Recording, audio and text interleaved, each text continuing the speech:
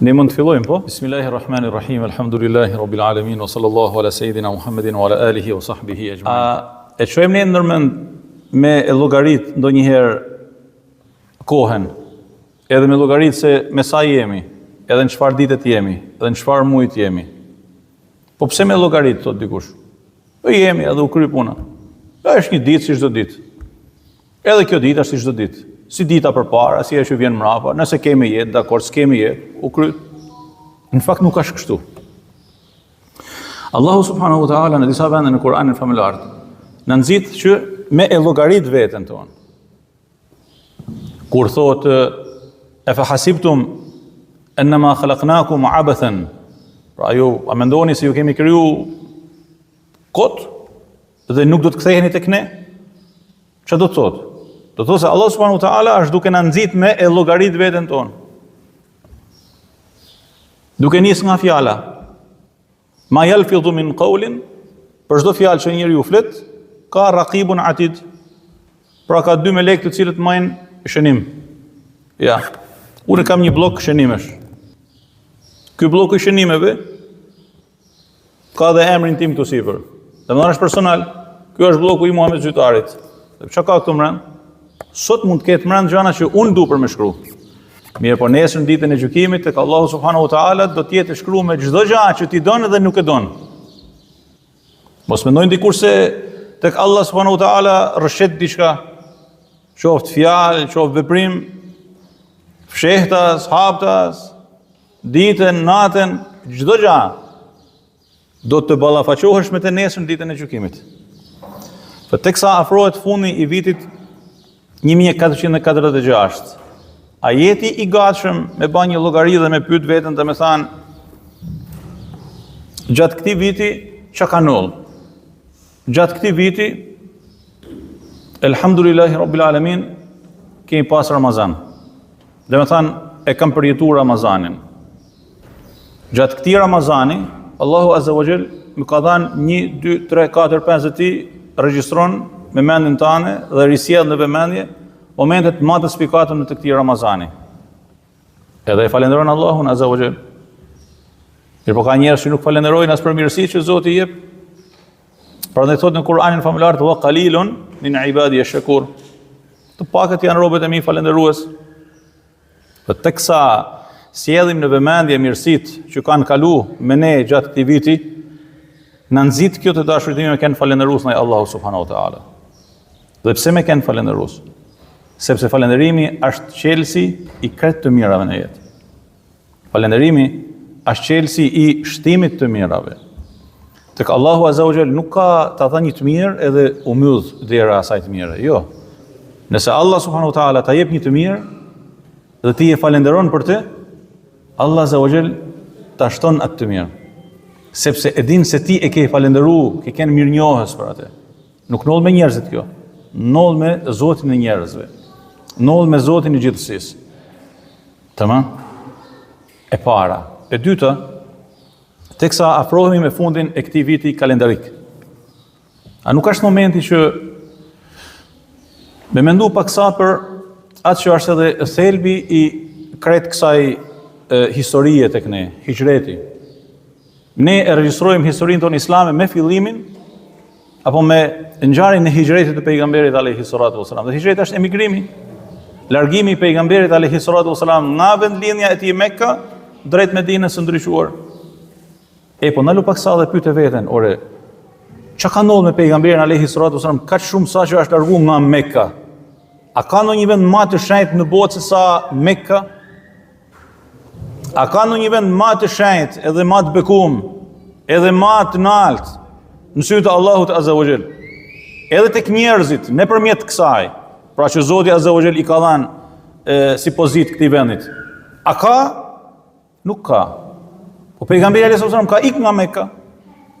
Që do të thotë se në momente të caktuara të dashurit e mi, nuk ka rëndësi se ti ku je, po ka rëndësi se ajo çfarë ti ke prej vlerave të besimit, të trashëgimisë, edhe udhëzimit hyjnor, nëse është e pamujtur dhe i ka realizuar të gjitha shkaqet për të dëshmuar atë në realitetin tënd, ik në rovend.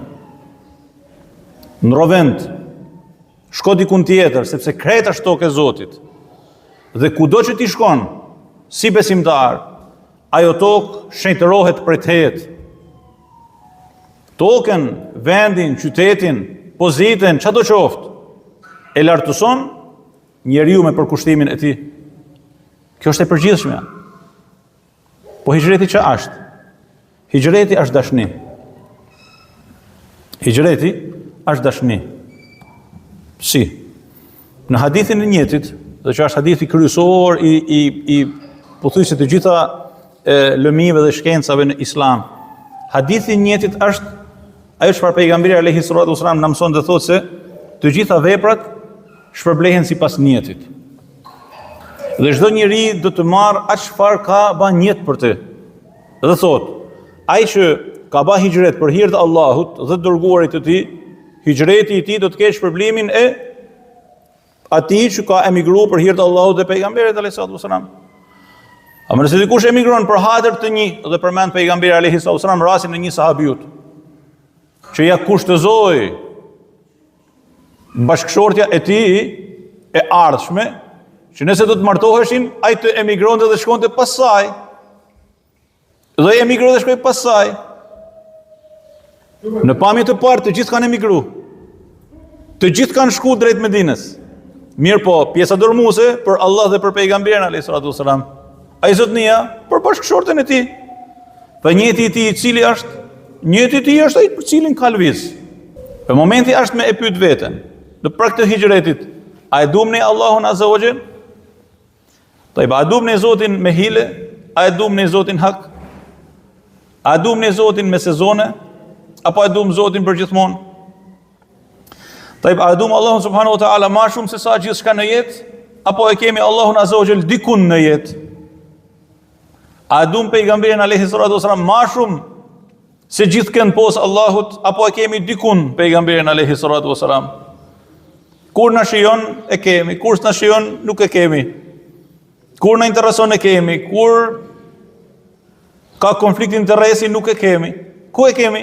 Prandaj të dashurit e mi, esenca e çdo adhurimi tek ne në Islam është dashnia. Dashnia Allahut azza wa jall. Pak të dashni, krejt veprat tona, çdo qofshin ato, namazi, zakati, haxhi, agjërimi, gjithçka është bosh. Është bosh. Dhe me thanë, haxhi. E kënë si jemi edhe në atmosferën e pritjes së haxhilerëve dhe Allah azza wa jall ja pranoft të gjithëve. Po lexoja në disa prej rrëfimeve të vjetra, prej atyre që ju merret fjala për bazë dhe ti dorëzohesh përpara emrit të gjithë secilit prej të mëdhejve të ummetit tonë. Thotë që jeni për këtyre zotnive me emër, vendosi që të shkonte dhe të prekte gurin e Qabes. Dhe me thanë, me puth apo me... Thotë pa që krejt njerëzit ishin afruar aty dhe kishte kallabllek të madhe dhe ishte shumë e vështirë për me e mërrit atë. Thotë u kthy në vendbanimin e tij edhe mori një shumë të hollash. 100 dirhema, dinara, apo çka kishte atëherë. Thotë edhe u afrua aty në safallekun e Qabes edhe i holli aty në tokë. Thotë shumica aty në që ishin të fokusuar te guri i Qabes u larguan drejt pareve, u hap vendi dhe shkoi edhe e preku gurin e Qabes dhe shkoi në punë ti. Po ka dhe kështu. Po mirë, kur ti je në safallekun e Qabes dhe i të prekat gurin për cilin dëshmon pejgamberi alayhi salatu wasalam, se ditën e gjykimit ka me dëshmu për ty, edhe në tokë janë hedhë sa dinar, edhe i dinari është më i rëndësishëm sa ky, do të tawaf jo të haxhi, jo është për abdes. Me përsërit vitin tjetër inshallah. Me disa prej djemve tonë të dashur këtu, kujtojmë disa raste gjatë kampionatit botnor, kur iksi 1, 2, 3, kush e di, falej të ravin, edhe mendin e kishte se apo bërtasin jashtë gol, sepse ekipi për cilin ai bante tifo, lunte atë natë. Ai namaz, çfarë vlerët ka? Ka vlerën ati tawafit, apo ati qëndrimit të guri i Qabes me ato të hollat për tokë. Dashnia. Dashnia është me kenë në një pikë si Imam Maliku,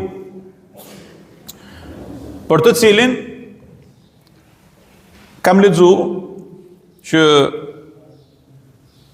ishte duke falë namazin edhe e pickoj një blet. Edhe sërish e pickoj. Diçka, një prej për këtyne kandrave, blet apo e ngjashme. Thot edhe nuk lëviste fare nga namazi. Dhe kur dha selam, ju numruan ato pickimet, ai s'ishte lëviz nga namazi. E ne nga njëherë një mizë me fluturu në batë kiameti, bre subhanallah. Dashnia që është esenca e çdo gjaje tek ne në islam. Prandaj në urdhrat mistike, pra në sufizëm, dhe në parantezë sufizmi është shpirti i islamit. Në sufizëm ka një term, quhet rabita. Rabita është lidhja që ka personi, pra muridi, me shehun e tij, me edukatorin e tij. Çfarë është rabita? Është esenca e islamit, është dashnia. Është dashnia. Atë dashni për cilën Allahu subhanahu wa taala na nxit në Kur'anin famlar, atë dashni për cilën Allahu subhanahu wa taala na urdhnon me e pas për pejgamberin alayhi salatu wasalam e për trashëgimtarët e tij, kështu ka me kënë deri në ditën e fundit. A ke ti dashni? Po vjen fundi i vitit 1446. A ke kaluti nga filtrat e dashnisë për të vënë në peshore islamin tanë? Një prej dietarëve tanë më të mëdhenj, edhe prej edukatorëve tanë të kohës, thoshte kështu: po vija në dersin e xumas, edhe rrugës pash një person i cili kishte një karrocë me kal, edhe tregtonte diçka. Edhe thot subhanallah, rabita e tij me kalin e tij ishte më e madhe se sa rabita e shumë prej besimtarëve me edukatorët dhe mësuesit e tyre. Allah, është i çuditshme? Po është e vërtet.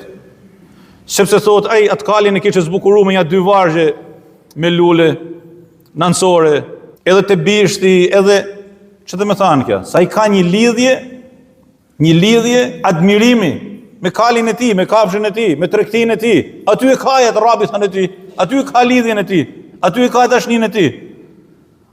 Ta i në përfuturimet tuaja, a ke dikën nga pejgamberi alayhi salatu wasalam e deri sot, a ke dikën me të cilin ti ke një lidhje të atill shpirtërore që është nxitësi drejt forcimit të lidhjes me Allahun subhanahu wa taala?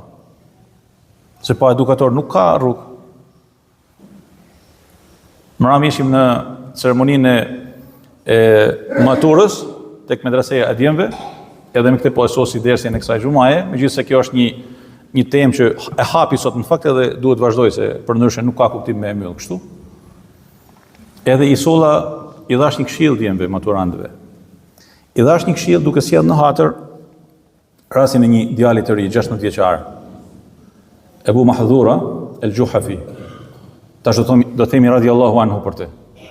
Ky Ebu Mahdhura, një djali i ri, si shumë djemë të ri që frekuentojnë edhe xhamit tona, masi ka udhëzuar Allahu azza wa jall.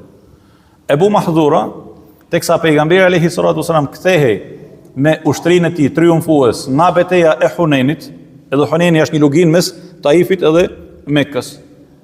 Ishin duke u kthy, ushtri e madhe, ishin nalë me pushu dhe ishte koha e namazit. Dhe pejgamberi alayhi salatu wasalam që urdhon që të kënohet ezani.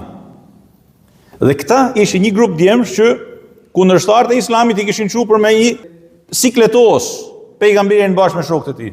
Dhe teksa kënohej ezani aty në fush, këta e imitonin ezanin duke u tallë, duke e përqesh. Tamam? Edhe thot një moment pejgamberi tha: kush ishte ky që bërtiti me zatën e naltë, ta shkonin misinë ata djemt këtu. Misinë në para durve. Thotë shkon dhe i kapën ata djemt. Edhe ja prunën pejgamberit alayhi salatu wasalam. Ata po dridheshin se çfarë ndodh. Thotë sa pejgamberi alayhi salatu wasalam, kush ishte ai që e kënoi ezanin me zatën e naltë? Ata kret bashin me shenjë nga shoku i tyre që kishte kënu ezanin, edhe me pështu nga frika se çfarë ndodh me ta, edhe me tregu se kush e ka afajin. Ky e ka kënu, ky Ebu Mahdhura. Edhe ky i shkrejtë tha: unë e kam kënu. Sa ju shkoni ti rri këtu. alayhi salatu wasalam. Shikoni çfarë edukatorit. Tha mashallah, po ti kishe sa të bukur, ti kishe sa kumbus. Një mësim shumë i madh. A mundemi ne që edhe në momentet më të vështira kur sikletosemi, edhe dikush don më na provoku për keq, me përfitu edhe nga ky moment për me nxjerr të mirën në pa, po ti pas ke një za kumbus, të knoje ezanin. Allah. Ky tha, në ato momente njeriu më i urrym në botë për mua ishte Rasulullah alayhi salatu wasalam. Po knova se ku më shku mos më e knu. Tha pejgamberi më thoshte, unë e knoja. Një fjali pejgamberi, një fjali unë. Një fjali pejgamberi dhe në fund ma preku ballin, kokën, ma fërkoi deri gjoksin, tha mashallah, Allahu domethënë ta shtoft bereqetin edhe. Thot subhanallahu, u ba ma i dashur i njerëzve për mua. Alayhi salatu wasalam. Pastaj çfarë tha Ebu Mahdhura? I thash pejgamberit alayhi salatu wasalam, ja Rasulullah, më lën ta knoj unë ezanin në Mekë. Sa knoje? Ja, Ebu Mahdhura. Ebu Mahdhura i xhamisë tonë. I sa knoje? Allahu akbar, Allahu akbar.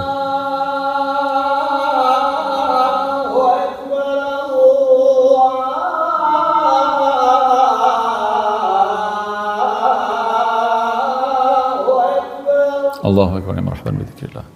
Dhe për 50 vite Ebu Mahdhura ishte muezini i Mekës. Që dhe me thanë?